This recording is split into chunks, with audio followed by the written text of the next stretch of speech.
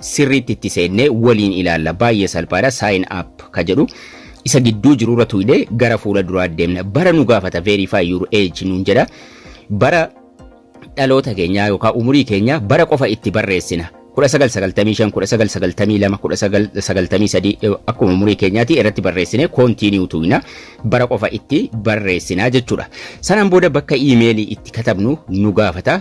email bakka jedhu irratti emailii katabnaa jechuudha kana jechuun emailii dhuma banattanii bilbila keessanirraa qabdan bakka duwwaa email jedhu irratti guutuu jechuudha @gmail.com isa jedhus osoo hin dogoggorin sirriitti emailii keessan erga barreessitanii booda continue yeroo sun tuytan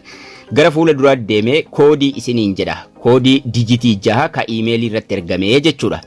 gubbuma gada xooftanii argachuu dandeessu fakkeenyaaf asirratti 982465 jedha koodii sanan asirratti guutaa jechuudha erga emailii barreessee continue godhee booda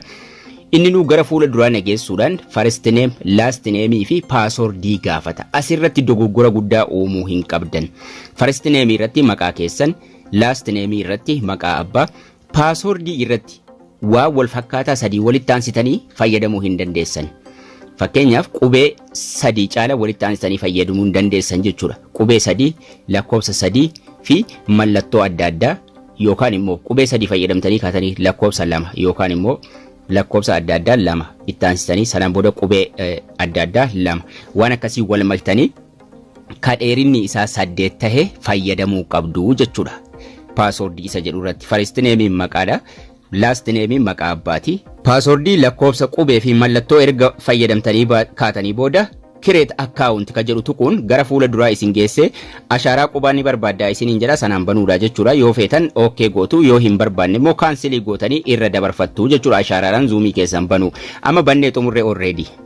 banamee xumuramee jira wanni amma barbaachisu maalinni meetingiidha zoomiin banamee xumurame garuu dura seetingii bilbilaarra dhequudhaan eeyyama tokko kennuu qabdu settingi bilbila keessanii seentanii apps ka jedhu keessa seenuudhaan